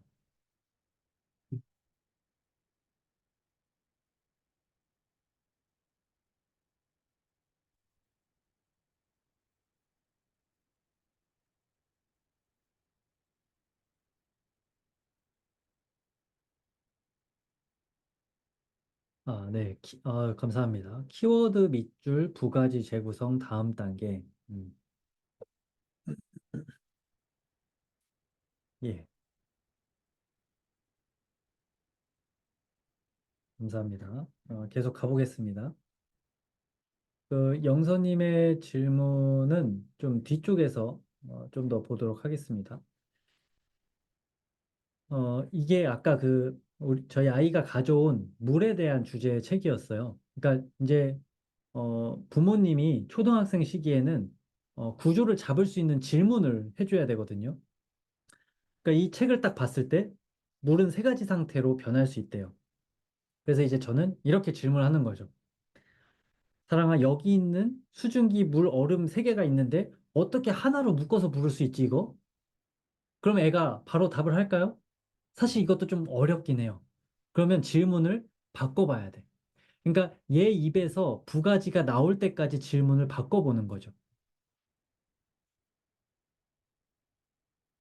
여기 보니까 물은 세 가지 그러니까 거의 답을 다 알려주는 거지. 여기 잘 보니까 답이 나와 있는데 뭐지? 아, 상태 이렇게 나오면은 맞았다. 어떻게 알았냐고. 그렇게 좀 반응을 해주시면서 그럼 상태를 두 가지로 묶어주고 상태 안에다 수증기, 물, 얼음을 만들어 보자. 이렇게 넣어보자고 이야기를 해주는 겁니다. 자, 이렇게 네 페이지가 있어요. 이렇게 쭉 넘겨보니까, 그러니까 부모님이 아이가 읽는 책을 함께 읽고, 부모님이 어떤 분류로 정리할지, 어떤 기준으로 정리할지를 먼저 머릿속에 좀 갖고 있어야겠죠. 그래서 이제 질문을 하는 거예요. 그 다음에. 첫 번째, 부모가 책을 같이 읽는다. 두 번째, 부모가 한 발 앞서서 어떤 가지로 정리할지를 머릿속에 갖고 있는다. 세 번째, 유도하는 질문을 한다입니다. 그래서 물은 불을 끄기도 하고, 식물에 물을 주기도 하고, 운동할 때도 필요하대. 이 공통점이 뭐지? 이렇게 물어보는 거예요. 답이 안 나왔어. 그럼 다시 질문을 바꾸는 거예요. 물이 사용되는 용도가 정말 다양하다. 거의 답이 나왔죠. 용도예요. 물의 용도. 그러면 이 네 가지를 어떤 이름을 지어서 담아보면 좋을까? 이렇게 질문을 하면, 그러면 용도로 해볼게요. 그러면, 맞췄다고. 네. 그렇게 반응을 해주는 거죠. 그래서 용도에서 불을 끌 때, 식물에 물을 줄 때, 운동을 할 때, 물고기가 뭐, 이렇게 물이 필요할 때, 뭐 이렇게 내가 어떻게 정리해야 될지를 좀 불러주는. 근데 여기에서 주의할 점은 뭐냐면, 그 1학년일수록 그 맞춤법. 그게 아니지. 맞춤법 그거 안 돼. 너 이거 틀리면 절대 안 돼. 막 이렇게 하면은 굉장히 목적이 바뀌는 상황이 되고요. 맞춤법은 중요하지 않습니다. 맞춤법은 이제 나이가 들면서 해결될 수 있는 부분이기 때문에 정리를 알려주실 때는 정리만 알려주세요. 자, 여기에서는 물이 수증기가 되어서 하늘로 갔다가 비가 내리고 눈이 되기도 한데 이걸 뭐라고 불러야 될까? 여기 보니까 힌트가 쓰여 있네. 이제 안에 그 키워드가 있으면 물의 순환이라는 그 키워드를 아이가 말하기를 원해서 이제 제가 유도하는 질문인 거죠. 그래서 이제 물이라는 주제로 이렇게 정리를 한 거예요. 아까 그 상태가 있고요. 액체가 물이 되고 고체일 때는 그러니까 그러니까 아이한테 또 이렇게 말을 하라고 하면 이제 말을 하는 단계까지 됩니다. 예를 들어 어떻게 이걸 설명을 한번 하라고 하면 얘가 이제 어떻게 얘기하냐면 물의 상태가 액체가 되면 물이 되고요. 물의 상태가 고체가 되면 얼음이 되고요. 물의 상태가 기체가 되면 수증기가 됩니다. 물이 필요할 때는 물을 마실 때 필요하고요. 식물에게 물을 줄 때 필요하고요. 이렇게 그 문장의 어떤 흐름대로 얘가 설명할 수 있도록 이게 시각화가 되어 있으니까 이걸 보고서 말을 해요. 자, 이걸 보고서 말을 하면 글을 쓰는 게 쉬울까요? 어려울까요? 내가 책을 읽고서 정리한 거를 말로 설명할 수 있으면 글쓰기가 쉬워질까, 어려워질까? 당연히 글은 쉬워지는 겁니다. 내가 말로 할 수 있으면 글도 쉬워지는 거예요. 그래서 글 쓰는 게 어려운 게 그냥 백지 한 장 주고서 써봐. 이러니까 애들이 좀 어려워하는 거잖아요. 그래서 처음에 그 저항을 줄여주려면 내가 읽은 책을 잘 정리를 분류를 해보고 그 지도를 보고 이 매핑을 보고서 한번 글을 써보자. 이 키워드 연결해서 한번 써보자. 요거를 해보면 저항이 훨씬 줄어들 수 있습니다. 그래서 제가 매핑 챌린지 어른들을 할 때 10분 동안 이 글쓰기 실습을 시킵니다. 네.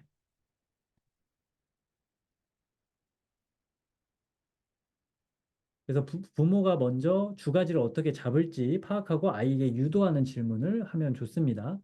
그래서 이런 질문들을 하면 좋을 것 같아요. 이 결과에 대해서 어떻게 생각하니? 왜 이런 일이 일어났니? 우리도 한번 해볼 수는 없을까? 이 공통점이 뭐라고 생각하는지 이런 이야기들을 네, 좀 해보면 좋을 것 같습니다.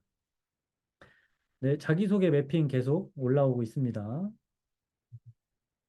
네, 자기 개성에 맞게 자기소개를 아주 잘하고 있습니다. 현재까지 1위 후보는 조금 눈에 부각되고 있습니다.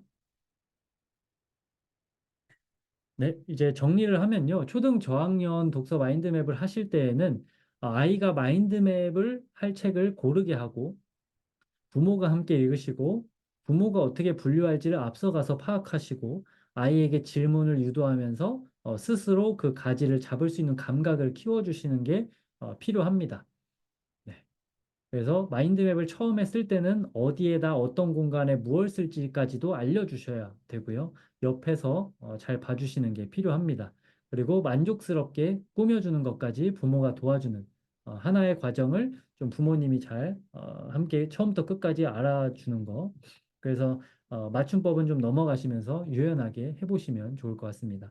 제가 저학년에 대한 분량을 많이 설명하는 이유는 초등학교 고학년부터는 제가 가르치는 매핑의 방식이 크게 다르지 않기 때문에 그래요. 저학년은 제가 사실 이번에 거의 처음 설명하는 거거든요. 그래서 저학년 부모님들은 그렇게 생각을 해주시면 좋을 것 같고요. 5살도 이제 옆에서 누나가 또 아빠가 계속 하니까 뭔가 마인드맵 형태의 그림을 그리기 시작합니다. 그래서 네, 집안의 문화를 만들어가는 게 필요합니다. 초등 4학년부터 6학년까지는 매핑을 할 때 구조화를 훈련하는 거를 좀 해보시면 좋을 것 같습니다. 그래서 너무 뭐 이렇게 틀렸다라고 지적을 하시기보다는 애가 스스로 그 분류 기준을 잘 잡고 있는지 이렇게 옮겨보면 더 좋겠다라든지 옆에서 좀 더 봐줄 수 있으면 좋을 것 같습니다. 그래서 어린 왕자 같은 경우도 아까 제가 그 3요소 있죠? 등장인물이 있고 배경이 있고 사건이 있을 때 등장인물을 중심으로 이렇게 하고요. 또 사건을 이 두 가지로 나눈 거는 가지 분류를 이렇게 해볼 수 있는 거예요. 그러니까 처음부터 쭉 사건을 나열할 수도 있지만 사건들의 공통점을 보면 지구에 오기 전에 여행해서 만난 사건이 있고 지구에 온 뒤에 만난 사건이 또 달라지는 거예요. 그러니까 이 분류는 아이들이 창의적으로 해보는 거예요. 그러니까 이 영역은 부모님들이 조금 열어줘야 되고 또 도움을 받아야 되는 부분들이 있겠죠. 조금 더 만족스럽게 정리가 되려면 초등 고학년은 엑스마인드 활용이 어렵지 않을 거예요. 그래서 이미지를 좀 첨부해서 해보면 또 좋을 것 같습니다. 네, 그래서 소설을 정리할 때는 소설의 자체의 3요소보다는 구성의 3요소, 인물, 사건, 배경 중심으로 정리해 보시면 훨씬 더 도움이 된다. 그래서 이것이 인물, 사건 중심 배경으로 이렇게 좀 한 거고요.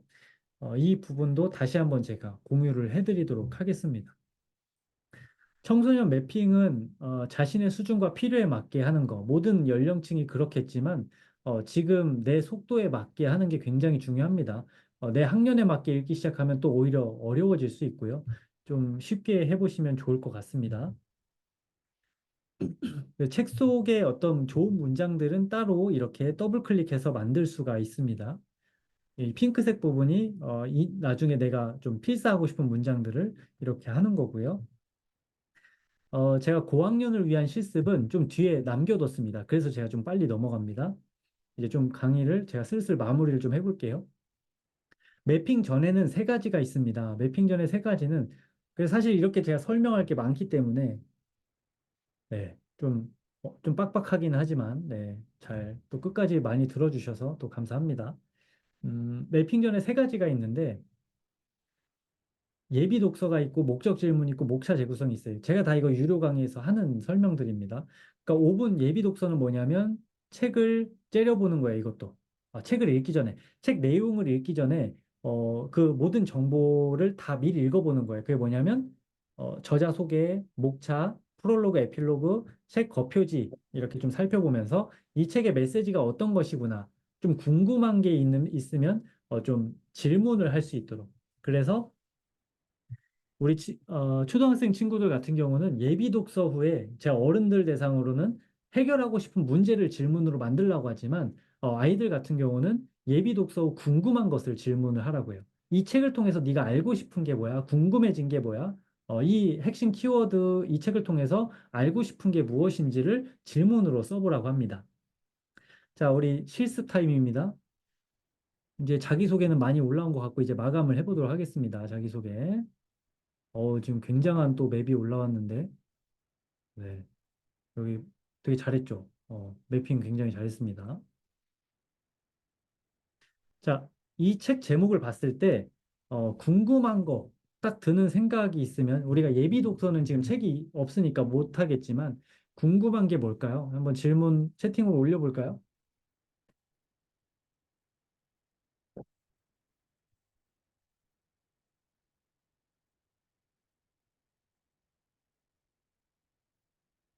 아무것도 없나요? 그럼 넘어갈까요? 알겠습니다. 레몬으로 어떻게 돈을 벌죠? 고마워요. 네. 우리 햇세드님. 어떻게 한 걸까? 왜 레몬을 선택했냐? 어, 우리 정온유 친구가 온유님인지 모르겠지만, 네, 정온유님이 레몬을 사려면 돈이 필요하다. 또 이런 근본적인 질문을 훌륭합니다. 네, 뭐 일단 1차적으로 직관적으로 드는 질문이 이거죠. 레몬으로 어떻게 돈을 번다는 거야? 뭐 얼마나 번다는 거야? 네, 이것이 우리가 잡을 수 있는 어떤 책에 대한 그 질문이에요. 그래서 여러분들이 책을 읽기 전에 이렇게 질문 하나를 한번 잡아보세요. 책을 좀 훑어보면서 이 책에 대해서 드는 궁금증이나 알고 싶은 거나 좀 내가 해결해보고 싶은 것이 있다면 한번 적어보세요. 질문으로. 자, 이렇게 목적 질문을 적었다면 이제 이제 그 마인드맵 실습을 한번 해보려고 합니다. 우리 친구들 종이와 펜을 꺼내서 한번 해보시고요. 우리 성인 어른들도 한번 같이 해주셔도 좋을 것 같습니다. 제가 딱 두 페이지를 띄워놨어요. 책에 두 페이지를 띄워놨는데, 아까, 첫 번째, 마인드맵 첫 번째가 뭐였냐면, 책을 밑줄 치면서 읽는 거였어요. 그리고 두 번째는 뭐였냐면, 분류할 가지를 정하는 걸 했어요. 분류할 가지를 정하는 거. 그리고 세 번째는 뭐냐면 내용을 정리하는 건데 밑줄 칠 내용을 내가 잡은 부가지에 맞게 정리를 하는 거예요. 어, 그 내용 정리가 세 번째고, 네 번째는 내가 정리를 한 내용에 대한 내 생각을 붙여보는 거예요. 내가 이 책을 읽으면서 드는 생각. 여기에 지금 긍정미소님이 비타민 C가 있어서요. 이런 이야기를 하는 것처럼 뭐 레모네이드가 잘 팔리는 이유는 비타민 C가 있어서다. 뭐 이렇게 써도 괜찮고요. 생각을 붙이는 게 네 번째. 자, 일단 여기까지. 우리가 너무 많은 과정을 설명하면 복잡하기 때문에 아까 설명한 가지를 잡고 내가 가지를 잡고 또 내용을 옆에다가 정리하고 가지를 잡고 내용을 정리하고를 한번 실습해 보면 좋겠어요. 그래서 주가지, 부가지 정도만 잡아서 그렇게 내용 정리를 한번 해보면 좋겠어요. 지금 굵은 글씨가 주가지로 생각하면 좋을 것 같아요. 그쵸? 굵은 글씨가 주가지가 될 수 있고요. 아니면 두 가지를 레모네이드로 잡고 나머지 키워드를 두 가지로 잡을 수 있겠죠. 그리고 가격을 설명하는 내용은 세부 가지가 되고 판매를 설명하는 내용은 세부 가지가 되는 거예요. 자, 그래서 이 두 페이지를 가지고 레모네이드를 한번 마인드맵으로 정리를 해보시기 바랍니다. 자, 정리가 되는 대로 카톡방에 올려보도록 하겠습니다. 자, 요거까지 하고서 이제 저희가 마치려고 합니다.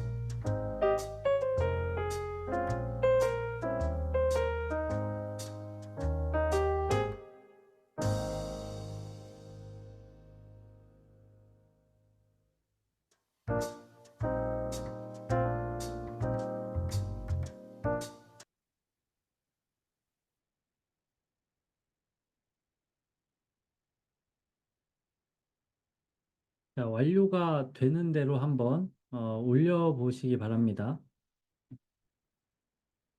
선생님도 미리 했지만 아직 공유를 안 하고 있습니다. 답을 안 보여주고.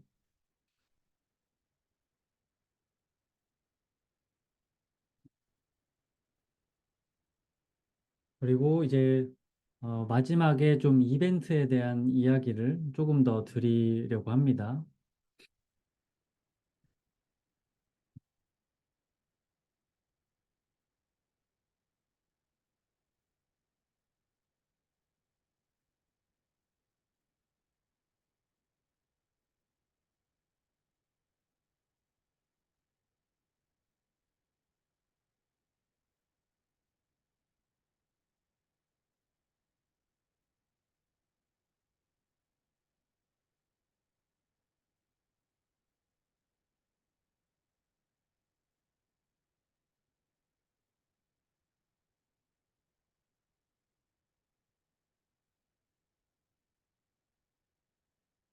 자, 이제 1분 주겠습니다.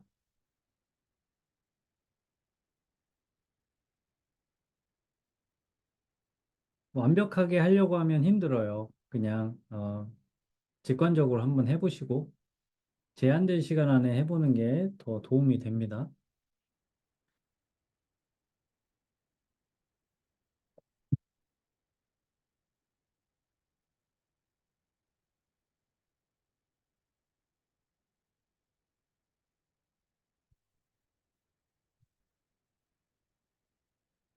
자, 지금 4명 정도 지금 매핑이 올라오고 있습니다.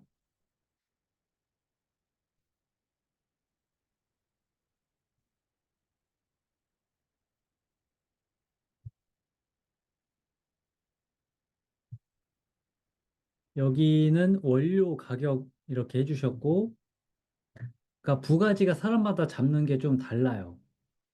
원료 가격 판매, 그리고 해결해야 할 문서, 아, 원료의 비율은 몇 대 몇인지 이제 그 궁금증을 또 적어본 거죠. 이거에 대한 내용이 이제 생각 붙이기 영역입니다. 여기 호민지님은 레모네이드 원료 3개, 그리고 가격, 소비자 따로 해서 로니 이렇게 적었고요. 잘했죠? 다들 잘하고 있습니다. 정민홍님, 여기 레모네이드 그림 이렇게 좀 포인트로 그리는 것도 너무 좋네요. 너무 잘 그렸는데. 요거 잘 그렸고, 가격, 재료, 제품, 소비자. 정리를 굉장히 잘 했네요. 정리 잘했습니다. 음. 여기 소우님, 소비자, 물건 사는 사람, 조니이고 제품은 레모네이드, 가격은 2,500원, 원료는 레몬물 설탕이다. 네, 이것도 한눈에 보기 아주 좋죠. 아주 귀엽게 잘 정리했습니다. 황은서님, 레모네이드 가격, 소비자, 판매자, 레모네이드 이렇게 정리를 방사형 형태로 잘 해주셨고, 지수님, 판매자, 소비자, 제품, 가격, 원료, 윤효민님, 원료, 3가지 가격, 판매, 소비자, 제품. 네, 좋습니다. 다들 거의 공통점이 많죠. 이서연님, 레시피, 원료, 판매 가지를 가지고 가격과 제품을 나눴고, 네, 이렇게 좀 나눈 가지의 스타일이 좀 다 다릅니다. 제이님 해주셨고요. 레모네이드 원료 제품 소비자 판매 가격. 음. 어떤 사람은 정리한 내용이 좀 짧고 어떤 사람은 좀 풍성하고 이게 또 다르죠. 여기는 완전 간단하죠. 네. 레모네이드, 레몬, 탄산, 설탕, 짠맛.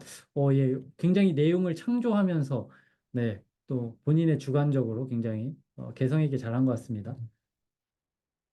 사현님, 돈 버는 법, 어떻게, 후, 예, 이렇게 또 굉장히 창의적인 가지가 나왔습니다. 그래서 돈을 어떻게 벌 것이냐라는 주 가지를 잡고 부가지로 방법과 누구인지를 정리를 했죠.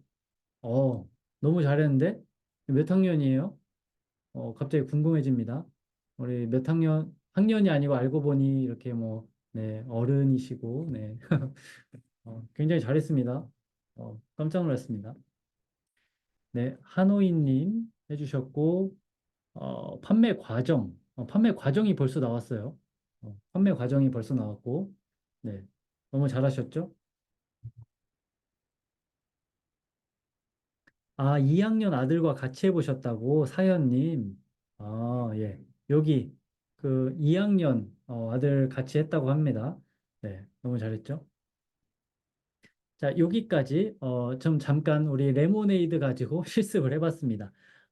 선생님이 했던 거는, 이제 레모네이드의 두 가지를 가지고, 두 가지는 이렇게 여기에서 준 거대로 그냥 했습니다. 따로 분류하지 않고, 그래서 판매는 조니가 나에게 돈을 내고 나는 조니에게 레모네이드를 주는 것. 그러니까 초등학생이 봐도 이해할 수 있게 정리를 이렇게 한번 해봤고요. 목적 질문을 이렇게 따로, 이 공간에 적어보는 거. 그리고 이 목적 질문은 책을 다 정리한 다음에 이 질문에 대한 답을 맵 안에서 찾아보는 거예요. 그래서 레몬으로 돈을 벌려면 이렇게 해야 되구나라는 답을 내가 한번 써보는 거예요. 그래서 질문에 대한 답은 매핑을 마친 다음에 하는 거 그렇게 해보시면 좋을 것 같고요. 이렇게 선생님은 한 권을 완성을 해봤습니다. 이 책은 그 페이지 수가 20페이지가 안 돼요. 어떻게 보면은 좀, 이런 말하면 좀 그렇지만 돈이 좀 아까울 수 있다, 사면.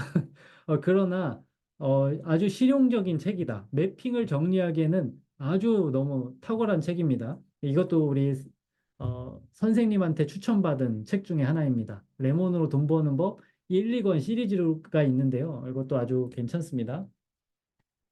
그래서 여기에서 이제 가지를 정리할 때 시장이라든지 경영자와 고용인 관계의 문제 뭐 이런 거는 이 가지 내용이 책에 없어요. 그러니까 이 쭉 정리를 하다 보면 다시 이걸 어떤 카테고리로 묶어줄 것인가 이거에 대한 개념은 이제 여러분들이 해야 될 몫이거든요. 그러니까 쭉 내용 정리를 한 다음에 다시 그룹핑을 해보는 거. 이렇게 구조를 계속 바꿔볼 수 있는 게 이 디지털 매핑의 장점이에요. 엑스마인드 프로그램으로 이렇게 한번 정리를 해보면 좋을 것 같아요. 한번 실습을 다음에 또 해보시고요. 이제 정리를 좀 하도록 하겠습니다. 이제 벌써 1시간 반이 됐고요. 제가 방학 동안에 이번에 한 번만 해보려고 합니다. 우리 10대들을 위해서 좀 두 반으로 좀 나눴어요. 그래서 초등학교 저학년 같은 경우는 제가 좀 해드리는 부분보다는 부모님이 해야 될 몫이 너무 많아서, 초등학교 저학년인 경우에는 부모님이 좀 이렇게 제가 알려드리는 방법을 통해서 좀 해보시면 좋겠다는 생각이 있고, 고학년은 이제 좀 부모님이 어느 정도 함께 해주셔야 되는 부분이 있기 때문에, 조금 더 비용 책정을 제가 조금 더 적게 했습니다. 그래서 부모님이 좀 참여해 주시는, 그 부분이 좀 있고요. 청소년 친구들 같은 경우는 그냥 제가 데리고 할 수가 있습니다. 중학교 뭐 사실 5학년 이상부터도 제가 데리고 할 수 있거든요. 근데 이제 책 선정이 좀 다른 부분이 있고, 이제 그런 부분이 좀 다릅니다. 그래서 이제, 다음 주 금요일 반이 있고, 다음 주 토요일부터 시작하는 반이 있고, 그래서 3주 과정으로 해보려고 합니다. 3주 과정으로 세 권의 책을 완성하는 거. 그래서 마찬가지로 제가 이 세 권의 책을 완성하는 그 기간 동안에 그 과제 중간 피드백을 계속 과제별로 이렇게 드릴 거고 세 권을 완성하면서 아이들이 스스로 매핑에 대한 감각을 좀 찾을 수 있도록 좀 해보려고 합니다. 그래서 요거 같은 경우는 제가 아까 좀 공유해드린 커뮤니티에 다시 끝나고 공유를 해드리도록 하겠습니다. 그리고 이제 그 여기에서 들어주신 어른 성인 대상으로 다시 광고를 해보면 이제 벌써 11기가 오픈을 했습니다. 이제 벌써 300명 이상의 수강생이 이제 들으신 강의가 되었고 8월 20일부터 11번째 강의를 이제 열게 됩니다. 이제 매주 화요일 강의가 있고 이거 같은 경우는 청소력, 더 기버랑 1분 전달력 이 세 가지 책 완성을 가지고 좀 해봅니다. 그래서 11기에 관심이 있는 분들은 또 11기에 참여를 해주시면 또 좋을 것 같습니다. 마지막 광고입니다. 마지막으로 베스트 후기 이벤트로 제가 오늘 지금 남은 분이 지금 49명이네요. 이제 50명이니까 어, 5잔, 5잔을 선물로 이제 후기 작성해 주신 분들에게 좀 잘 작성해 주신 분들에게 5잔을 선물로 드리도록 하겠습니다. 이 강의 후기 피드백 같은 경우는 저희 1,500명 있는 단톡방에 함께 공유를 해주시면 또 감사하겠습니다.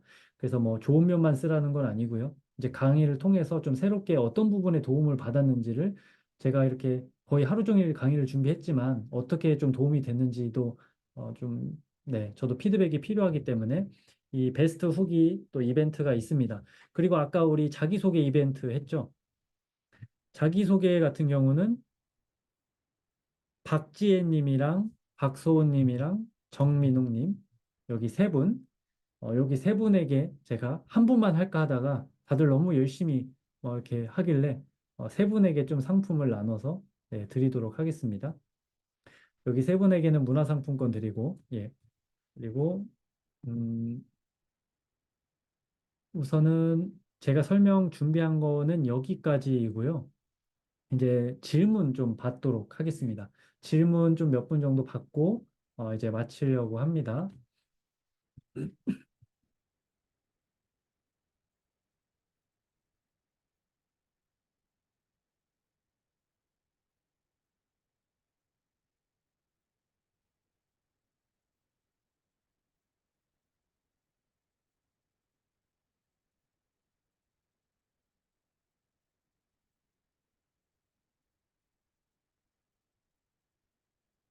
제가 강의에서 다 설명해서 질문이 없는 거죠?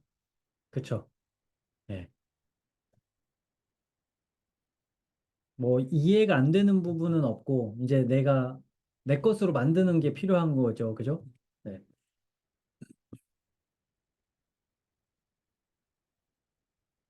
제가 그 신청서 링크를 좀 다시 공유를 해드리고 그 여러분들이 강의 전에 어, 써주셨던 질문 좀 이야기하고서 맞춰보도록 하겠습니다.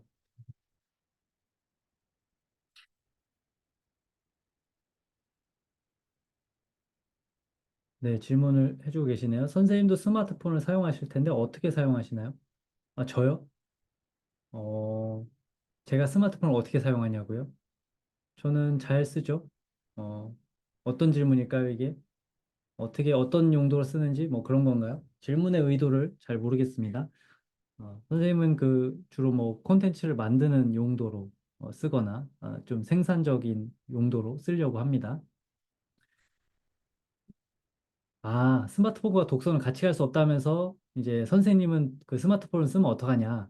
어, 이제 그거를 이제 조절할 수 있는 힘을 가질 때까지 최대한 지연하는 게 필요하다는 이야기를 한 거예요. 이제 성인이 되어서도 굉장히 조절하기가 힘든데 성인 이전에 쓰는 건 더 힘들어지기 때문에 그래서 우리가 어떤 뇌의 사고 패턴을 만들고 그 사고 구조를 만드는 게 이게 굳어져 가니까 물론 뇌는 가소성이 있어서 어른이 돼서도 할 수 있지만 스마트폰을 익숙해지는 이 상황에서 독서하는 게 어렵다라는 걸 이야기한 겁니다. 성인 강의는 주로 강의를 듣고 숙제를 나가는 형태일까요? 어, 이제 그 세 권의 책이 있으면 한 권을 일주일 단위로 제가 분량을 쪼개드립니다. 그래서 월요일 날 분량 읽고 그 분량 읽은 것을 정리하고 올리고 그 이제 피드백 받고 그 다음날 하고 그러니까 한 챕터씩 읽고 정리하고 피드백 받고를 한다고 생각하면 될 것 같습니다. 4학년에 맞는 책 추천 있을까요? 4학년에 맞는 책이요. 아까 요거 선생님이 써준 거, 그, 레몬으로 돈 버는 법도 재밌고요. 4학년이면 꽃들에게 희망을, 요것도 굉장히 좋을 것 같아요. 꽃들에게 희망을. 그 어린이를 위한 그 원싱이랑 그릿 이것도 있어요. 어른들이 많이 읽는 책인데, 어린이를 위한 그릿 혹은 원싱, 이런 책도 참고를 해보면 좋을 것 같아요. 음.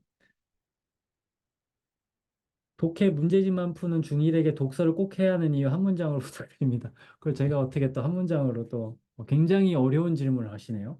어, 독해 문제집만 푸는 중일에게 한마디를 한다면, 어, 독해 문제집 잘 풀어서 성적 잘 받는다고 네 인생 잘 사는 거 아니다. 저는, 저는 제 자녀라면 그렇게 세게 얘기할 것 같습니다. 이걸 좀 부드럽게 표현을 해보시면 좋을 것 같습니다. 어쨌든 그것이 공부를 잘하는 결과를 가져다 주진 않을 것이다. 그래서 독서의 어떤 그 사고력이 뒷받침되어야 네가 독해 문제집을 푸는 속도가 빨라질 것이다. 이렇게 설명하는 게 더 좋겠네요. 너 그렇게 문제집만 풀면 문제 푸는 속도도 더뎌지고 그 응용이 안 될 걸? 이렇게 생각을 네. 본인에게 좀 손해를 볼 수 있게 뭔가 고집하는 게 있으니까 그렇게 좀 던지듯이 이야기를 해보면 좋을 것 같고. 제가 스마트폰 사용하면 자녀가 사용하고 싶어 할 것 같아서, 네. 그렇지만 이제 그거는 안 된다고 그냥 알려주는 거죠. 아빠는 아빠고, 너는 너야. 넌 안 돼. 그냥 그렇게 알려주는 거죠. 7살 아직 글을 못 읽고 못 쓰는데 엄마가 읽어주고 그림으로만 그리면 되나요? 그쵸. 네. 이 쓰는 거에 집중을 하는 게 아니라, 그 영민님의 경우에는 그림으로만 분류를 해보시면 좋을 것 같아요. 네.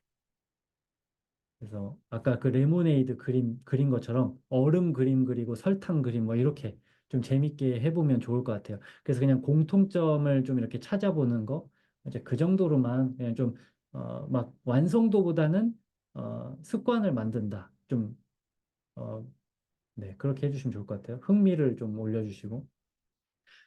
공부에 집중을 하는 게 좋아요? 아니면 독서에 집중을 해야 돼요? 선택이 아니에요. 네, 공부도 집중해야 되고 독서도 집중해야 돼요.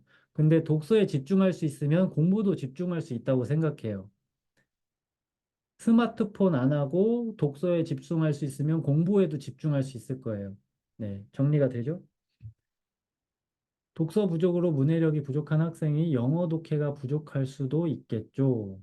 영어 독해와 한국 독서와는 상관관계가 높을 것이라고 저는 짐작합니다만, 선생님, 이것도 언어니까 어떤 그 문제를 푸는 게 아니라 언어를 공부하는 거니까, 음, 독서 부족. 네. 그러니까 이제 독서력이 뒷받침되는 아이랑 그 고학년이 될수록 그 차이가 난다라는 거죠. 그뭐 배경 지식뿐만이 아니라 그 문제를 접근하는 그 사고에 대한 부분이라든지 생각하는 에 대한 부분이라든지 네. 뭐 맞게 이해한 건지 모르겠지만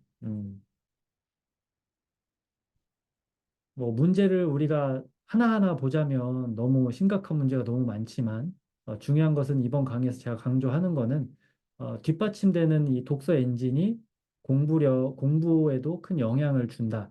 좀 그런 관점에서만 좀 답을 해드릴 수 있을 것 같아요. 네. 그래서 아이에 맞게 또 막 공부도 해야 되는데 독서만 강조하기는 좀 늦었으니까 전략적으로 좀 해야 될 필요가 있지 않나. 좀 아이가 컸으면 용돈의 단위도 좀 네, 커야 될 것 같고 그런 것 같습니다. 음. 음,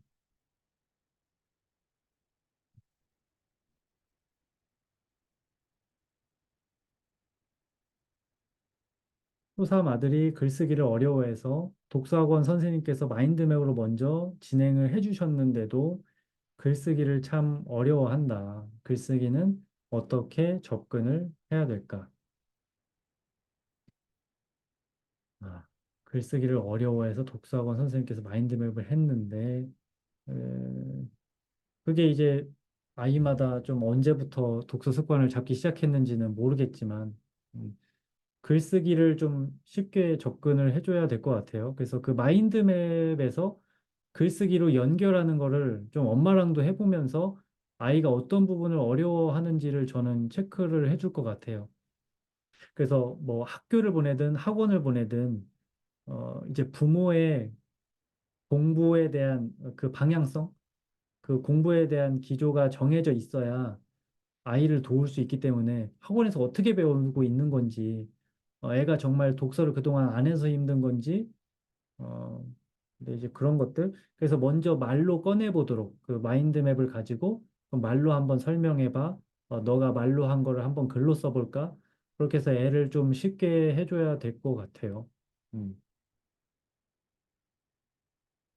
그래서 그거를 좀 놀이처럼 만약에 그런 고민이 있다면 아이와 함께 좀 하려는 노력을 좀 재밌게 해줘야 될 것 같습니다. 너무 이렇게 막 몰아붙이면 좀 힘들 것 같고요. 좀 길게 보시면 좋을 것 같아요. 당장 3학년이 글쓰기 못한다고 막 죽을 고민은 아니니까. 네, 그죠? 좀 가볍게 부모가 먼저 가볍게 그거 어려워? 엄마랑 같이 해볼까? 이거 굉장히 잘하는데 뭐 이렇게 좀 가볍게 해야 될 것 같아요.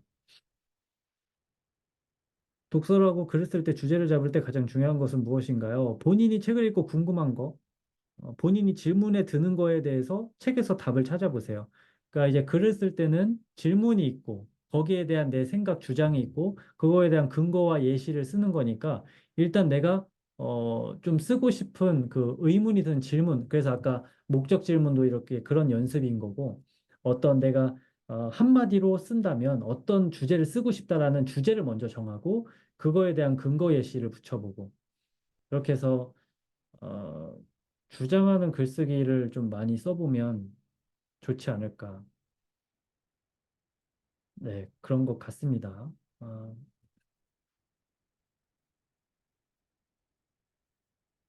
음. 저도 그 독서 논술 강사 생활을 아주 짧게 해봤는데요. 그거를 하는 게 아이들에게 정말 좋을까? 그런 생각이 가르치면서 들더라고요. 그래서, 네, 부모가 생각보다 해야 될 일이 참 많은 것 같아요. 네. 그 부분에 대해서 저는 조금 더 강조를 해드리고 싶습니다. 우리 아이에게 그냥 학원에 맡기기만 해서 되는 게 또 아니니까 다들 잘 아시겠지만, 네, 이제 그런 부분도 뭐 함께 고민을 해보시면 좋을 것 같습니다. 그리고 이제 질문 나왔던 것들이 뭐 여러 가지가 있었는데, 제가 거의 다 말씀을 드린 것 같아요. 답변을, 음, 거의 다 제가 드린 것 같습니다. 속독에 대해서도 제가 말씀드렸고, 학습 만화에 대한 이야기도 전에도 말씀을 드렸고, 유치원생부터는 뭐 굳이 저는, 네, 그 독서 흥미가 중요한 것 같고요. 습관 만들어주고, 그 기조를, 집안 분위기를 만들어주는 것이 좀 필요할 것 같습니다. 음, 예. 오늘은 그럼 여기까지 하도록 하겠습니다. 이제 1시간 45분을 했는데요. 네, 강의 마치시고 피드백 주시면 감사하고 또 함께 방학 동안에 좀 함께 해볼 분들이 있다면 우리 아이들과 함께 좀 해볼 수 있는 시간이 있으면 좋겠습니다. 네, 오늘은 그럼 여기까지 마치도록 하겠습니다. 네, 끝까지 잘 들어주셔서 감사합니다.